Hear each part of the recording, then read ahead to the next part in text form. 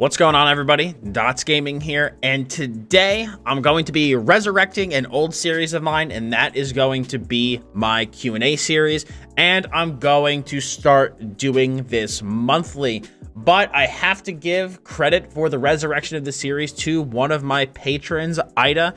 She has one of the Patreon tiers where she could basically do a stream takeover or a video series takeover, and she chose the video series takeover. So we are going to be doing a Q&A, like I said, monthly.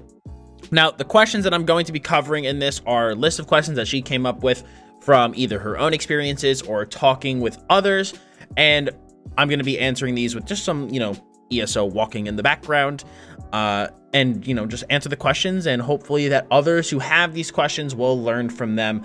It's going to cover a wide variety of topics. Some will be ESO focused, others will be just kind of about like me personally, but it's just going to depend, based on the specific episode. And guys, if you want to help support me and what I do via Patreon, there is a link in the description below. Guys, the tiers start at as little as $1 a month. There's a variety of ways that you can support me and what I do, and Patreon really is a huge help to me, especially during the current times that we are in. It really does go a long way, and something as small as $1, it really does make a huge difference. Now, getting right into this, we're going to start off with some general questions. So the first question that we have is, describe the benefit of a heavy chest or helmet, even on light and medium tunes, when crafting PvP gear. So for those of you who don't know, the pieces in Elder Scrolls Online have different armor values. So the chest always has the highest armor value for any given set of armor. So like out of all heavy armor, all medium, and all light, your chest will give you your most benefit armor-wise, followed by helmet, shoulders, legs, and boots. Those are all the same. If you take a look at, if you have like let's say 7 pieces of light on it and actually look through the armors, you'll notice that all 4 of those pieces are the same. The chest is the most, followed by the gloves, and then the belt gives the lowest benefit from armor, which is why in a lot of builds, you see the chest piece is the heavy piece, so that you get the most benefit from that heavy chest piece in terms of sheer armor value. But when you see a build where, maybe they're wearing a light body set, like for example, Crafty Elfique, you're going to want either your head or your shoulders via your monster set to be heavy. It literally doesn't matter which piece. And then if you want to go for a 5-1-1, then that's, again, keep that in mind.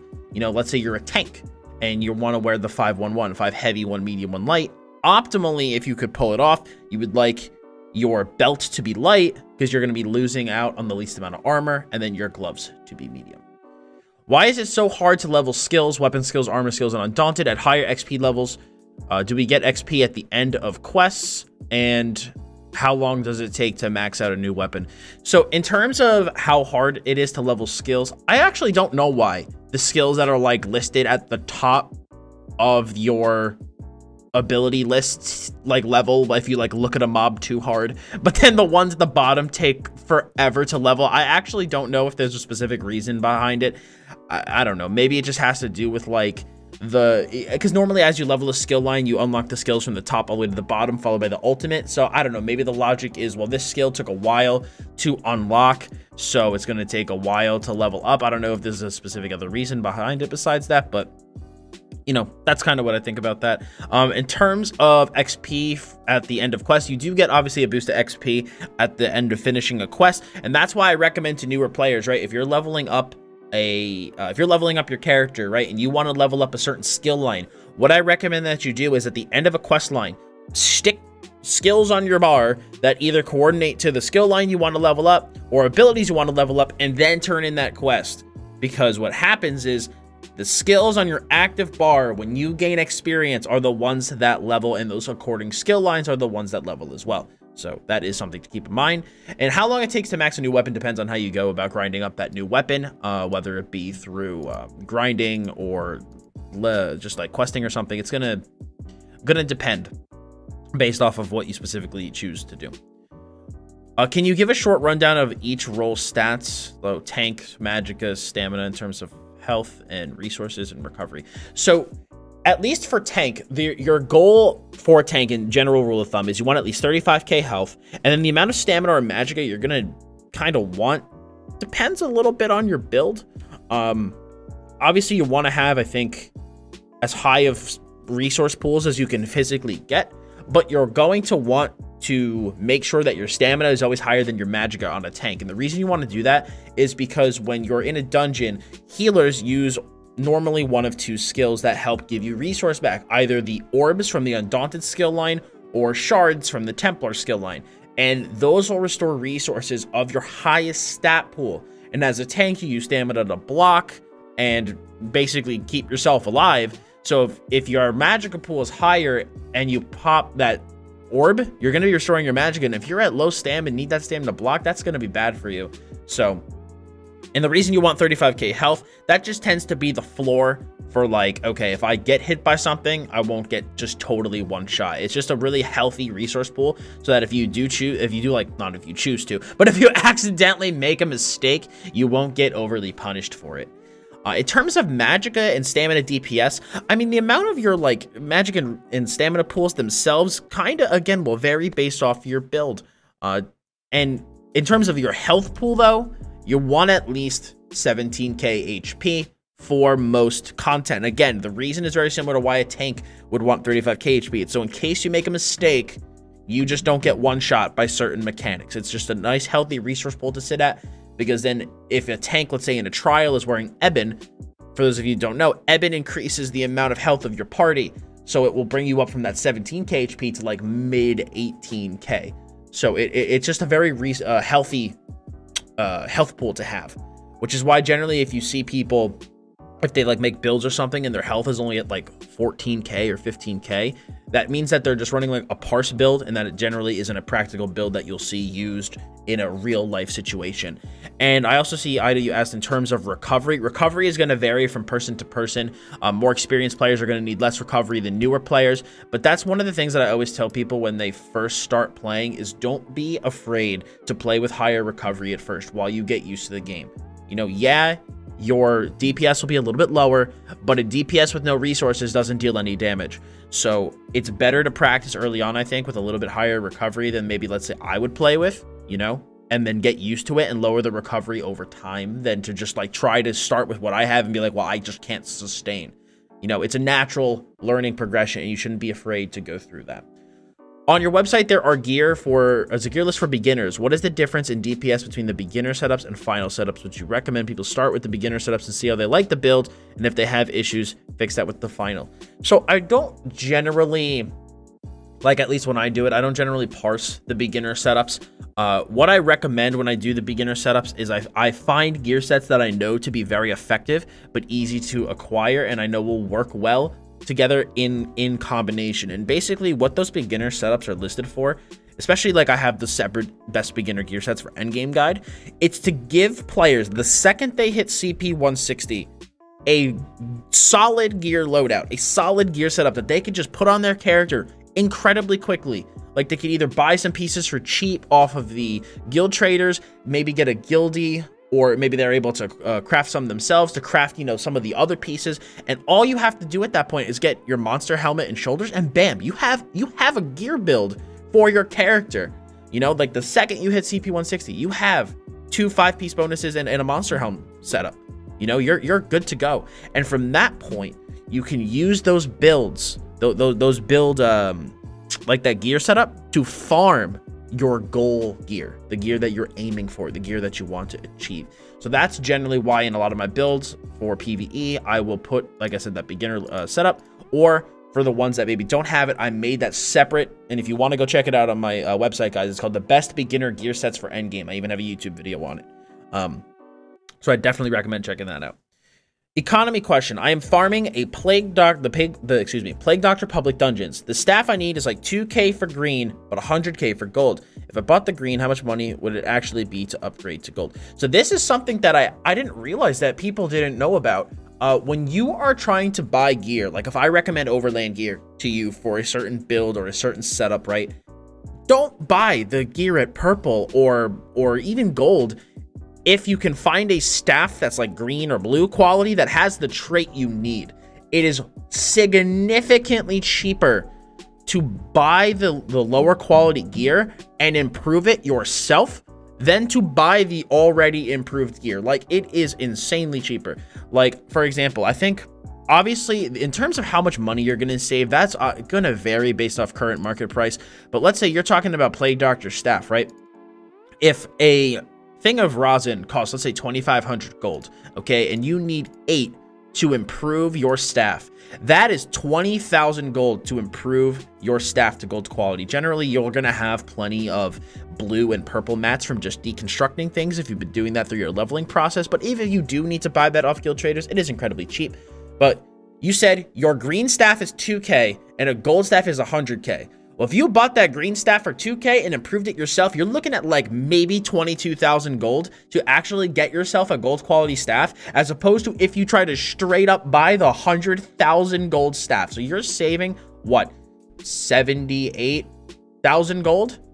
It's quite a lot, quite a lot. So it makes a very, very big difference. Makes a very big difference. So that is some of our general questions. I'm going to do a couple more. I don't want to try to take these videos over 15 minutes. I want to try to keep them within a more bite-sized length. What are your thoughts about Earthgore being used as a tank? I thought it was a healer set. Is the idea to heal yourself or just reduce the need for full healer to increase the DPS? So what Earthgore is generally used for when you see it on a tank build, those builds are usually aimed at just keeping the party alive. You know, you'll typically see tanks use Earthgore in like no death runs, because Earthgore is just like a whoopsies type of set, where if one of your DPS does something a little silly, you know, and they step in some red area that they're not supposed to be in, that you have your Earthgore to save them, to kind of take some of the pressure off your healer. It's not necessarily to increase group DPS or make yourself tankier. It's just to help keep the rest of your party alive. Now, if you as a tank, though, do not feel confident in, let's say, not having something like Blood Spawn on or Lord Warden on, and you feel like you need those sets for yourself, then I wouldn't recommend Earthgore. But generally, you'll see Earthgore used on builds where, like I said, the goal is to help keep your party alive because you feel that you can stay alive plenty yourself. Dungeons. What are your rankings for dungeons? Do you think one dungeon teaches something the players need to know? I often say that Darkshade Cavern is 1, it's a good healer test, or City of Ash 2 is a good push to test groups over the bridge. So yeah, there are definitely some dungeons in the game that are harder than others. I would say in general, the kind of way that I tier the dungeons themselves are, you have your normal dungeons, like your normal base game dungeons, like ones that were not put in the game with DLC. Those generally are pretty straightforward. And then followed by that, I would say, honestly, some of the vet base game dungeons, I think, are easier than some of the normal DLC dungeons. It just really kind of depends on the group of people, though. I've noticed personally, though, that some people, let's say, will struggle a lot more with normal Falkreath Hold than they will with Veteran Fungal Grotto 1. But I'd say in general, it scales up like normal regular dungeons are the easiest. Then you have the normal DLC dungeons are a little bit harder. Vet base game dungeons are even a little bit harder than that. And then Vet DLC dungeons are the hardest. But again, it kind of depends based on the dungeon that you're looking at. Because like I said, sometimes those normal DLC dungeons will be more challenging than the Vet base game dungeons. So, and also it's also very true that the 1 dungeons also tend to be a little bit simpler than the 2 dungeons. So I would try to maybe scale yourself up in that way if you're kind of struggling with certain dungeons, where try to do the ones that come from the base game first. And if you don't know which ones come from the base game, you can just do a quick Google search and look up like ESO DLC dungeons, and it'll give you a list so you know which ones will be from downloadable content. And you can start with doing the normal base game dungeons first, and then if you try a normal DLC and it's like, oh man, this is a little too challenging for me, try doing some of those base game dungeons first on Vet, and then from there go into those normal DLC dungeons, and then progress into eventually the Vet DLCs, which are going to be more challenging for your I guess like an average player. But you know, if you kind of let yourself scale up that content, I think you're going to learn a lot better. I feel like a lot of the trap that players get into is they see what other people like me and others who are more experienced at the game, that we just hop into you know, vet DLC content, and we just like walk through it sometimes, and they're like, man, why can't I do that? So they try to hop in, and they just end up getting beat, and then they get discouraged, and then they end up stop trying to do dungeons. But you need to, it's like anything else, you can't just jump into the hardest stuff and expect to just be okay. You need to let yourself scale up, let yourself learn, and trust that it's a process, and give yourself the time to figure it out. You know, especially right now, we have all this talk about APMs and casual players and elite players and all this crazy stuff going on in the community, all these different discussions. But the biggest thing I want to talk to people, and I know even when I made my patch notes video on like elite players and certain APM things, that I was a little fired up about it, and that was a little bit of the raw emotion of reading the patch notes. But now that I've kind of sat on it for a couple of days, if I could say one thing to people who are you know, concerned about maybe their skill level in the game, the thing that I want to impress upon you is that it takes time. You know, I haven't been playing the game as long as some of the other people that I play on the same level at now, but I put in a, you know, time and effort and really put my best foot forward to learn, you know. And one of the things that I want to, again, try to impress upon people is that you can do really, really well with builds and setups tailored to yourself, okay? I know it's so easy for people to just yell at you, why aren't you using this? Why aren't you using that? This is the meta, this is the best. But if you know that you're gonna do better with something that suits you and suits maybe your playstyle, or something that maybe there is a drawback that you have, that maybe you just can't push certain buttons at a certain speed, or maybe a certain rotation just doesn't jive with you in terms of like, I just can't for some reason do this rotation. I've had that even happen to me, where certain rotations that I've seen other people do, I just for some reason just can't do them. But I find a rotation that works for me and works like in a way that I can understand and digest it. And then I end up doing almost as much DPS as those people that do the full meta rotation, but because I've worked on and found something that works for me, which is why I try so hard with my videos to teach a man to fish, you know. But what I'm trying to get at with all this is trust that it's a process. Always be open to learn. Always be open to try to improve, and understand that it is just that. It is a journey, okay? It's going to take some time and practice for you to improve at anything in life. But if you want to get better and if you want to improve, just ask me for help. Ask people in my Discord for help. Link in the description below. And we are all more than willing to help people who would like to learn the game, get as good as they can, and feel like they're able to complete the content they want to complete in the way they want to complete it. But with that being said, guys, that's going to be it for me today. I hope to leave you with that little motivational note here at the end. I want to give a huge thanks to Aidda for helping to resurrect this Q&A series. I'm really excited to start doing this again. I love doing these types of videos. They're very easy for me to make, and they're really enjoyable just because, you know, I enjoy talking with you guys and just kind of enjoy shooting the shit a little bit. And it's going to be cool to see how this series scales up over time. But guys, I'd love to see love to hear what you guys think about this in the comments below. You guys excited to see these Q&A videos again? Let me know what you think about some of my answers and feedback in this video.